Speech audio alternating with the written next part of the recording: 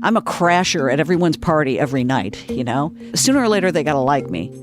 And if I stay too long and I'm not pleasant, they're going to uninvite me. Demetria Kalodimos is something of a Nashville institution. A former television journalist for Channel 4, she was the longest continuously serving news personality in the station's history, anchoring the news desk after arriving in Music City in 1984.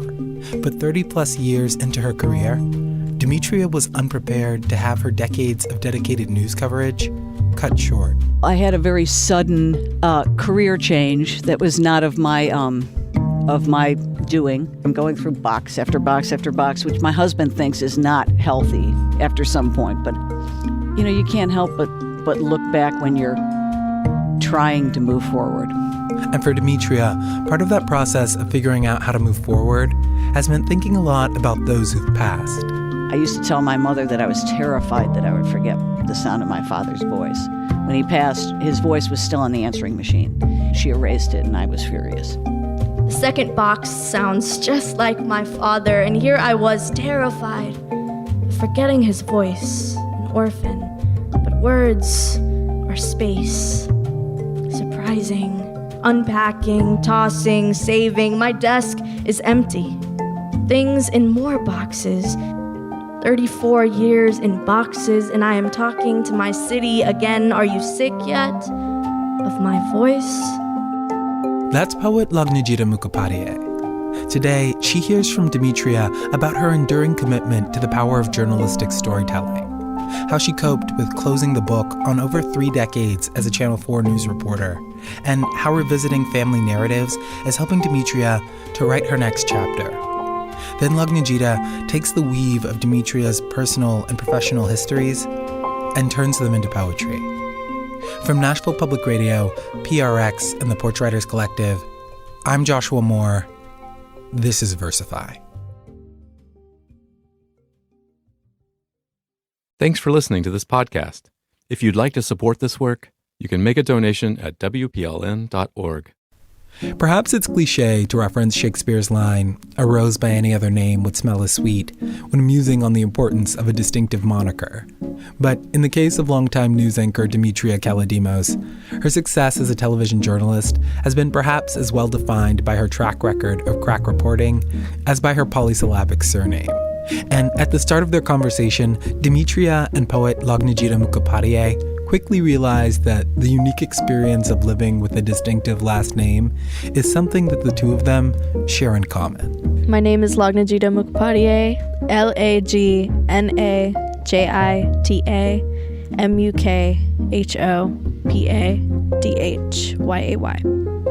You win. I thought I had the worst name. I'm Demetria Kalodimos, Demetria Kalodimos. It's rare for me still to see what 6 o'clock p.m. looks like outside of a box or a television set. But I've, for the past 34 years, was a regular TV journalist, nightly anchor here in Nashville until very recently. That's awesome because, in fact, me and my mother would watch Channel 4 every night. Actually, I moved here when I was 6 from India, yeah. And, like, we'd be in our little, like, 1-bedroom, 2-bedroom, and, like, we'd watch the nightly news, and we'd always see you. So when I got, "You're going to interview Demetria," I was like, that's my whole childhood. Oh, like, wonderful. I'm happy to hear that. That feeling of nostalgia that Lagnajita had at just hearing Demetria's name is pretty common.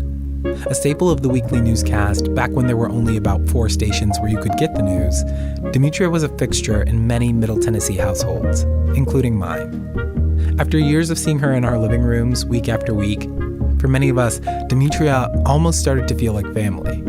And Demetria credits that broad acceptance, at least in part, to her memorable last name. It was so different for the time, and when my grandfather came over, the practice or the tradition was, okay, that's a complicated name, we're going to give you an easy Americanized one and change it right there. And he said, no way. Because Kalodimos means something. Kalo means good, and Demos means like democracy, people. Good person, good people. Why would you change that name? Though, when Demetria first started out in her career back in Champaign, Illinois, the Kalodimos name wasn't quite so well received. And in fact, Demetria was pressured to report under a pseudonym.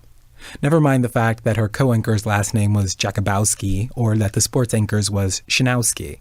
Kalodimos, they felt, was just a little too ethnic. She was rechristened Demetria K in Champaign.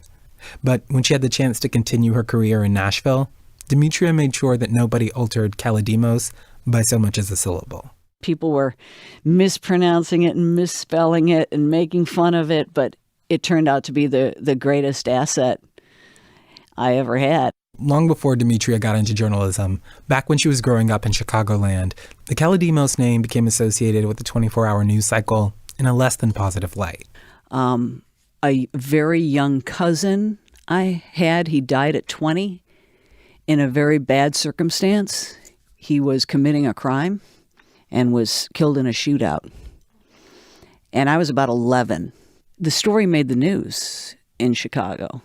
And when your name is Kalodimos, immediately the question's, hey, I'm sorry about your brother. Well, it's not my brother, but it is a relation. And I had to deal with that. And I think looking back many years later, that gave me a bit of sensitivity to people who unexpectedly, again, out of the blue, end up in the news for whatever reason, and how that wave ripples out. Because there are other relations having to deal with hearing their name broadcast or seeing it in print, and there's something very permanent about that. Beyond her cousin Gus, another family member that inadvertently played a role in shaping Demetria's journalistic ethos was her grandmother, Yaya. She was from Greece, came over through Ellis Island, and she marries George Kalodimos. And she has a wonderful life initially because he's doing very well. And then my grandfather passes away very suddenly, young, and my grandmother has to go to work. And she ends up working at the flagship store in Chicago, Marshall Fields on State Street. And she's in alterations. She was a seamstress who did alterations, but she could also sew anything from scratch. And when we were young, she would moonlight at a furrier. She'd sew fur coats. So as a young girl, I had mink collar, mink muff, mink beret, ermine. She would take the scraps and design these outrageous, beautiful clothes for us. But you know how it is when all the other kids have store-bought and yours are exquisite, but you don't think they're good enough because they're not store-bought? When in actuality, when you look later, was I crazy? This was absolutely beautiful. And the funny joke was, she'd always end up sewing a pin somewhere right in the waistband, and you'd be in school, taking a test, and one sudden move and you'd be jabbed by a pin. And that was always funny. But once I got to, it was I'll give my age away, it was the late 60s, early 70s, and everyone was wearing the most frayed out blue jean cutoffs you could get. That was, you wanted them to look as ratty as possible. The thing was putting this embroidered trim. It was like everyone was doing it. So I asked Yaya, I said, these are my favorite cutoffs. Can you sew this embroidered trim on there? And I was excited to get them back because we were going to a pool party and that sort of thing outdoors. And here she presented to me a beautiful Marshall Fields box with the tissue paper and the little, she always wrapped everything beautifully. That's what they do in Greece still. If you get bakery goods, it's all wrapped with a bow. And she presented to me my cutoffs back. And she had cleaned them up. She had cut off all the fringe. She had every hole or rip in it. She had beautifully sewed back. They were perfect. And I was furious. Being a girl of 13 or whatever, and really not even thinking, I lit into her. I was like, how could you and why did you? And she was so confused because she thought she had done something wonderful. And here I am, 40 plus, almost 50 years later, And I still think it's the most guilty moment of my young life to have criticized her for doing what she thought was the best thing in the world for me. So that was another life lesson, you know? You had to learn it the hard way. It's the classic age-old, you don't know until you know, and then you know better, thanks to the previous generation. Demetria's appreciation for this type of family legacy is something she shares in common with the rest of the Kalodimos clan. Much of her family still lives close together in the Chicagoland area. And while those relationships are intimately important to Demetria, as she was finishing college in the early 80s, she also became passionately invested in telling people's stories through news reporting. And that passion spurred her to leave her home state of Illinois and put down roots in Nashville as a journalist. A decision that was uncommon for people in her family. So have you always been interested in, I know you were talking about how the shocking events that you went through built you up to be more sympathetic and understanding of other people's news. Have you always been interested in the news in this way? Yes. I was the annoying child that would read the newspaper aloud to my family. I was the annoying child who loved term papers and loved presenting to the class. Everyone else dreaded the speech or the presentation. Mm-hmm. I loved it. I couldn't wait. I went through an entire undergraduate degree in a completely different field. I was a music major. When I decided that I was going to go right into graduate school and pursue something else, I thought to myself, well, this is what always I felt had come naturally to me and gave me joy and kept me interested. And I always wanted to be the first to know. I was kind of nosy. So I thought all those qualities would work. And what did your parents think about? Oh, can you imagine? My parents were thrilled, you know. They were proud of all of us. I mean, my other siblings are very successful in their own right. But my parents used to love to come down and turn on the TV and watch me, you know. Good evening and welcome to Channel 4 News at 10. With just a few hours to go until taxes are due, this year may trigger more panic than ever before. In a few years, your turntable may be gathering dust in the corner next to that old stack of albums. Instead, you'll listen to the latest hits on a compact disc player. Last of the past, we'll take a look at what came before computers. And we'll take a look back and say thanks for the memories to a departing Dan Miller. And the funny thing would happen when I'd go back and we'd be sitting as a family watching. If they started criticizing someone's hair or what they were wearing or whatever, I would get so upset. I would say, how would you feel if someone was sitting at their dinner table doing that to me, which they probably are at this moment. So it was funny because my parents they cleaned up their act. Not that they were that critical, but they never criticized anyone on television for making an error or anything like that. They had a new understanding of what it was like. Right. And how did you handle that visibility in a way? Because I know when I was watching with my mom also had short hair and she was like very different from like all the Indian community, and like she came all the way across the world. She's a scientist, you know, so she just went against like that whole grain, and like she even related to like you had short hair, and I was always like, there's someone that looks like my mom, you know, and it was like really exciting. It's funny that you mentioned that because you know, short hair was sort of a daring move. In the old days, NBC would do these promos where you would sit next to Tom Brokaw and you'd say, I'm Tom Brokaw, and you say, I'm Demetria Kalodimos, watch Channel 4.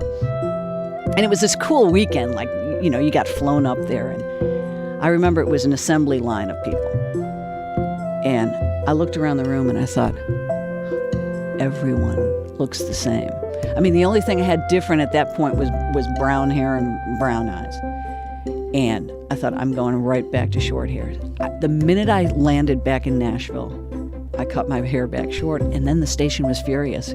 Because here they had this Tom Brokaw promo with me, and I didn't look like me anymore. And they couldn't run it, you know? So I kind of trashed the promo. But at that point, I never looked back. But being a local news anchor meant coming under scrutiny for more than just her hairstyle. Over time, Demetria's personal life was made a matter of public interest.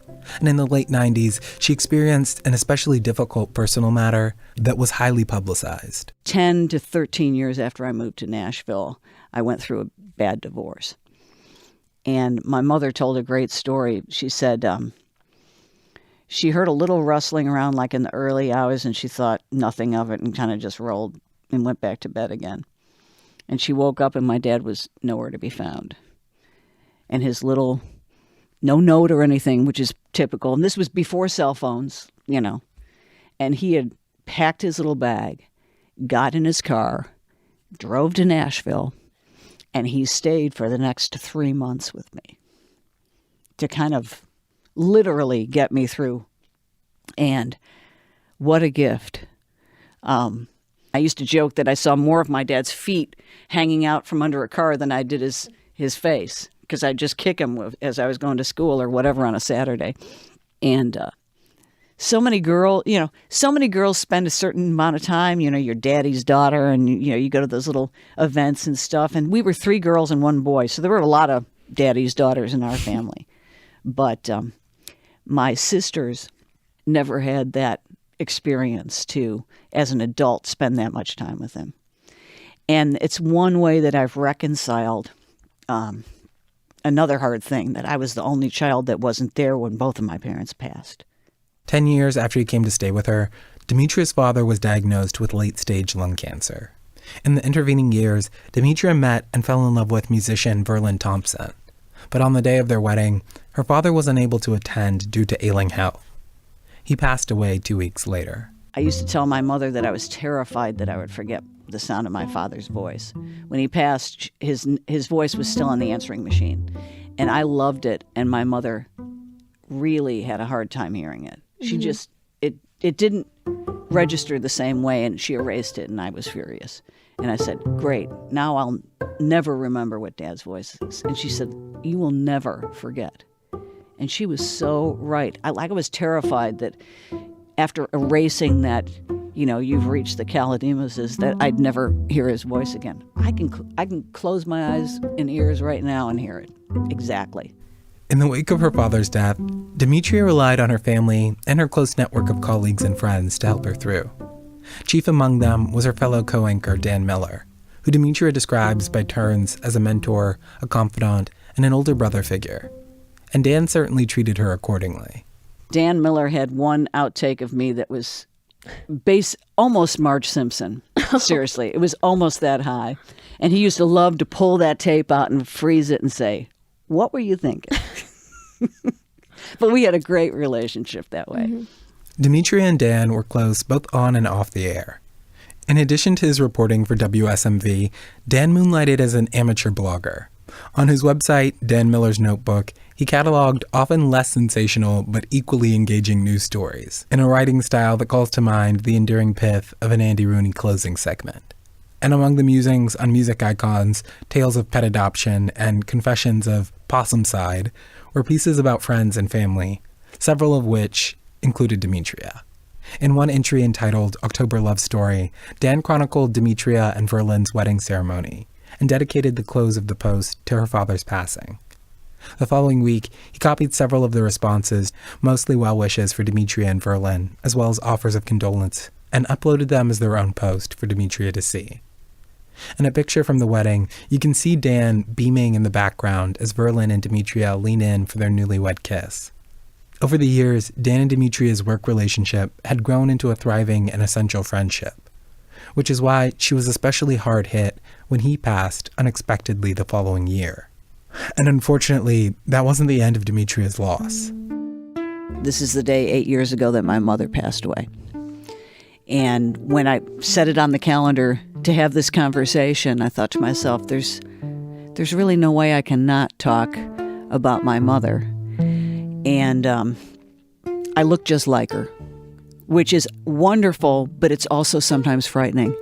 I used to laugh because when we test the cameras in the studio, I'd say, how did my mother get here? Because I'd look at myself and I'd really see her.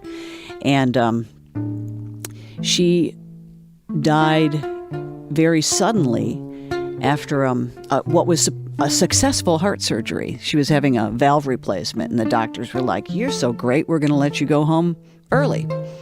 And my brother drove her home. He said she didn't feel well in the car, and he had a thought like, we should go back. And he did, and he said, oh, it's probably just the medicine and the excitement. And within an hour, she had passed away on the bedroom floor in my brother's arms. And I had already returned to Nashville thinking, everything's A-okay. And I got the phone call on the news set in the middle of the broadcast. It's hard to describe how unexpected, shocking death like that affects you.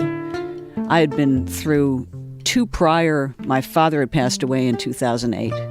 My longtime news partner, Dan Miller, had passed away very suddenly again, middle of the night phone call in 2009. And here was my mother passing away in 2010.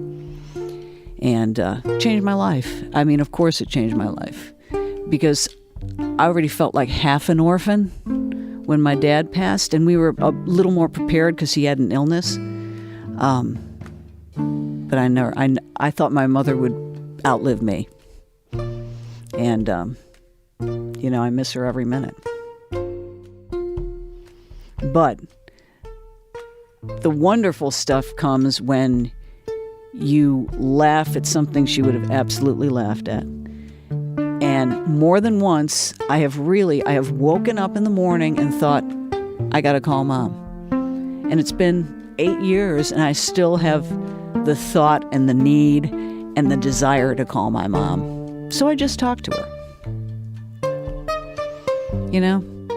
Maybe crazy, but I know a lot of other people that have lost dear ones, and you just talk. And I think I got that from my mother. When we were young, both of her parents were gone. She would take us to the particular cemetery where that side of the family was a really idyllic, not scary at all, beautiful natural flowers, shaded trees, very small. And we would always go on holidays. My mother loved to garden, and she'd plant fresh flowers at the grandparents, and she would sit and talk to them for 20, 30 minutes. And that I thought that was completely normal growing up. So my siblings, I don't get to visit very often at home, but every time I go, the burning desire for me is to go straight to where my parents are and talk to them. I was just wondering, through you telling all these stories about your family and the past and stuff, you seem to be going through a time of reflection, and steady reflection. And I was wondering what may have spurred that on and why you continue to think about the past in this way. Well, I had a very sudden career change that was not of my doing, and was sudden and kind of shocking, and still is. It's been, I guess 3 months. And you can't help but go back to the first time you were excited about getting that job, moving to town, all the things that went along with it. Again, I told you I'm going through box after box after box, which my husband thinks is not healthy after some point, but I'm a Virgo. I have to organize. And, you can't help but look back when you're trying to move forward. I'm going through 34 years of boxes, and I am amazed at things I kept. And sometimes I look and say, why did I keep this? And other times it is so crystal clear, and it's a new treasure. I'm like, now I have to have this in my hand or in my wallet or in my purse. I cannot toss anything with either one of my parents' handwriting on it. As trivial as it is. My father, how to check your oil, which is a good thing to keep anyway. You got to know what to do. But something that mundane is like a work of art. Right. So, what's your next step? I have no idea. I know I will tell stories in some way, most likely through video. I know I'll continue to be a journalist, And I certainly have I still absolutely love the work. I'm going to continue to do the work until the day I'm gone, so. Right. And what would you say, your favorite stories or the ones that inspire you the most when you do news now? I love stories of survival. You know, people that go through it and get through the other side. One of the things I'm most proud of is I did a very lengthy and thorough documentary on the Marcia Trimble murder case. Through that, I got to meet two people that were tremendously hurt. Marcia's mother, who was suspected, had to grieve, had to wonder, and didn't get answers until way, way down the line. But to me, even the more interesting person was the falsely accused neighbor boy when we sat down and did the interviews and got to know one another. I think it was meant to be because we were exactly the same age at exactly the same time. I knew what it was like to be 15 in that year. I knew exactly what he was listening to, what he cared about, all these things, and I could sort of put myself in his shoes. And at the same time, Virginia reminded me so much of relatives and other people that I knew because she was so resilient. So people always find a way to bounce back, and that's really given me something to ponder and learn from too. Because people find a way. When we come back, we'll hear more from Lagnajita about the experience of speaking to a Nashville news icon and how she plans to take Demetria's tale of legacy, loss, and a love of journalism and turn it into poetry. This is Versify.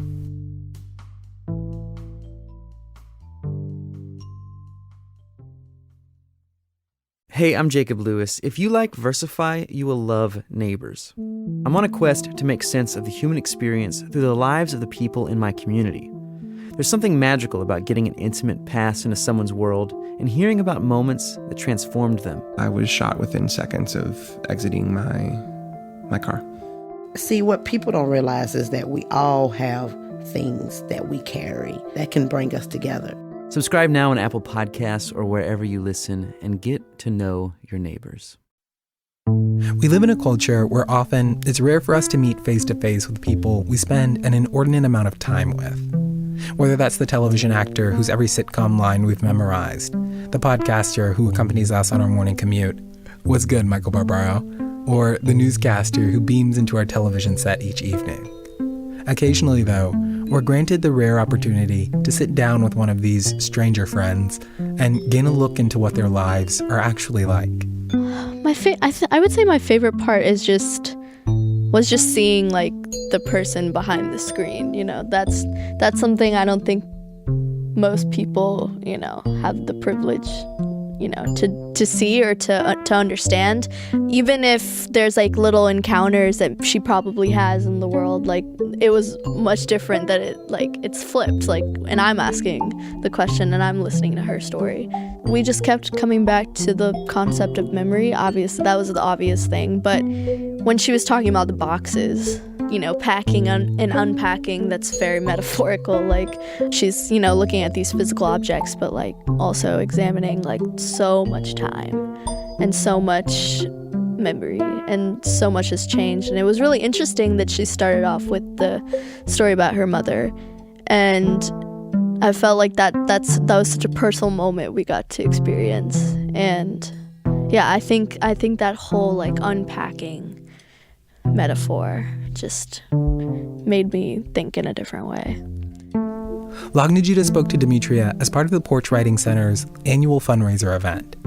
So a few weeks after they spoke, Lagnajita delivered the poem live on stage, both to Demetria and a room full of fundraiser attendees.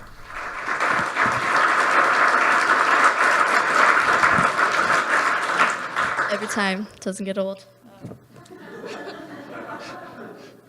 The epitaph reads, little boxes, little boxes, little boxes all the same.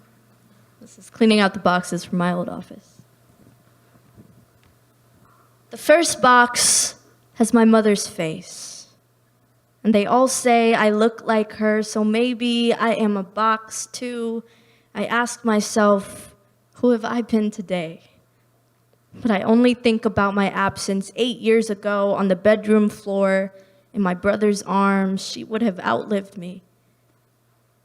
The faded picture of the shaded cemetery, idyllic, orthodox, fresh flowers, her in that box and me talking to her.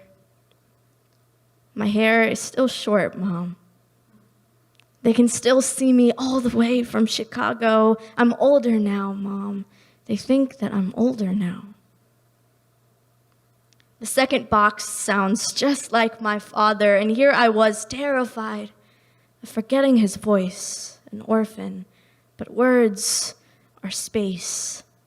Surprising, unpacking, tossing, saving. My desk is empty. Things in more boxes. I keep everything with handwriting. My father's How to Change Oil, a mundane work of art, the still little past. Far away, Dad, stumbling and laughing, proud. I'm different now. The third box knows of my shame.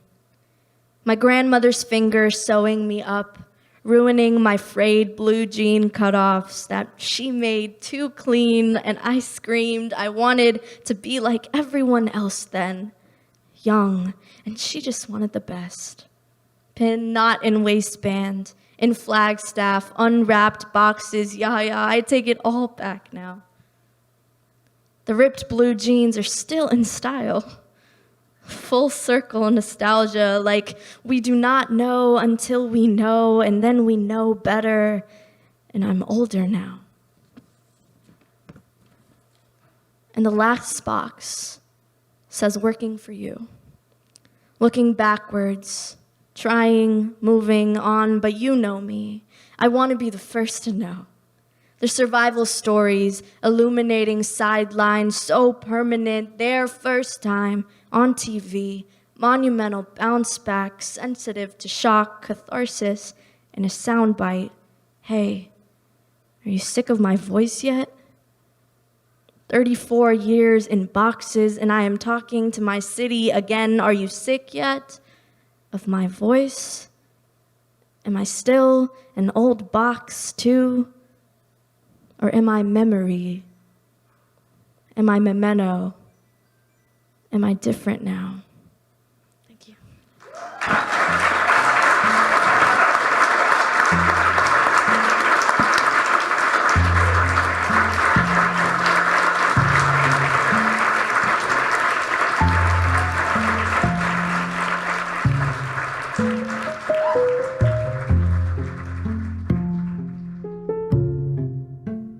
Versify is a production of Nashville Public Radio and The Porch, which trains our poets and hosts our storytelling events.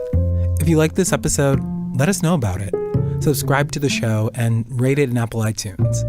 Editing for this episode came from WPLN's Mack, Linebaugh, with additional editing from Anita Bugg. The episode was written and produced by me, Joshua Moore. Carl Peterson masters the show. The audio from the conversation was recorded by Tasha Lemley at WPLN for the Porch Writers Collective's 2018 fundraiser. The music was by Blue Dot Sessions. Versify is distributed by PRX. And tune in again to hear the beauty of how we can turn your life into poetry, one verse at a time.